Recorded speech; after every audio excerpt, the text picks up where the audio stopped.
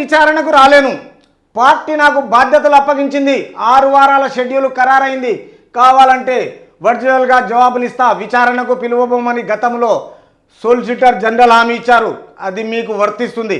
మా పార్టీ తనకు కొన్ని బాధ్యతలు అప్పగించిందని రానున్న 6 వారాల పాటు రాష్ట్ర వ్యాప్తంగా ఎన్నికల ప్రచారం సమావేశాల గురించి బీఆర్ఎస్ పార్టీ అధికారం ఇన్స్ట్రక్షన్స్ ఇచ్చారంట. అంటే కవితకి ఏమంటుందంటే కేసీఆర్ గారు ముద్దుల కూతురు, నేను హాజరు కాను అని సిబిఐకి ఎదురు మాట్లాడడం జరుగుతుంది.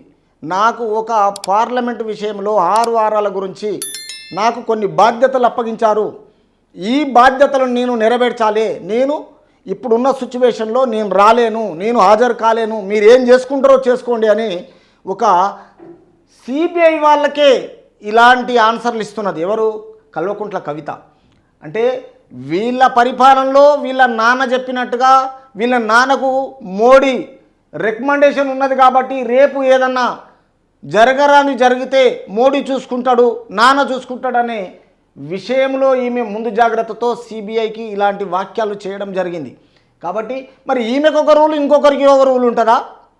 సిబిఐలకు ఇప్పుడు ఈరోజు అడుగుదాం మనము, తప్పకుండా మీ నోటీసుకు ఆన్సర్ ఇవ్వాలా, రావాలా, అటెండ్ కావాలి, మీ ఇచ్చిన క్వశ్చన్లకు ఆన్సర్ ఇవ్వాలి. అంటే చేసిందేమో తప్పే, లిక్కర్ వ్యాపారం చేసిన ఒక సీఎం బిడ్డగా ఉండి తిరిగి మళ్ళీ ఇప్పుడు ఏంటంటే హాజరు కావు. ఎందుకు మీ డిమాండ్ ఏంది? అది అర్థమవుతలేదు. ఏం చూసుకొని ఇది ఎంతవరకు కరెక్ట్? ఇది ఎందుకు ఉపసంహరించుకోమంటున్నారు మీరు సిబిఐకి? బీఆర్ఎస్ ఎమ్మెల్సీ కవిత, కల్వకుంట్ల కవిత ఈ మాటలు అంటున్నారు. మరి ప్రజలే దీనికి ఆన్సర్ ఇవ్వాలి. ఈమె చేసేది కరెక్టా కాదా? తప్పు చేసుకుంటే ఇలాంటి మాటలు ఈరోజు సిబిఐకి ఈ విధంగా మాట్లాడము అది ఎంతవరకు? ఎవరి రికమెండేషన్ చూసుకొని, ఎవరి మద్దతు చూసుకొని, తండ్రి మద్దతు చూసుకుంటుందా లేకపోతే మోడీ గారి మద్దతు చూసుకుంటుందా?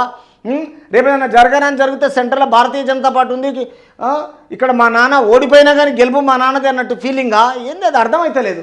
కాబట్టి ఈ విషయంలో లోకసభ ఎన్నికల బాధ్యతలు నాపై మొత్తం తెలంగాణ రాష్ట్ర పరంగా 17 సీట్ల వరకు నేనే బాధ్యత, నేనే పని చేస్తున్నా, ఎవరి ఇళ్ళ లేరు, నాకు ఈ బాధ్యతలు అప్పచెప్పారు, విచారణకు నేను హాజరు కాలేనని డైరెక్ట్గా చెప్పడం జరిగింది సిబిఐకి.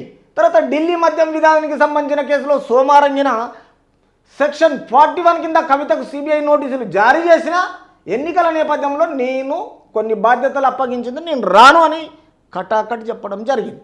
కాబట్టి ఈ విషయంలో సిబిఐ ఎలాంటి చర్య తీసుకుంటుంది, మరి కవిత గారు ఎలా ప్రవర్తిస్తారో అనేది ప్రజలే నిర్ణయించాలి.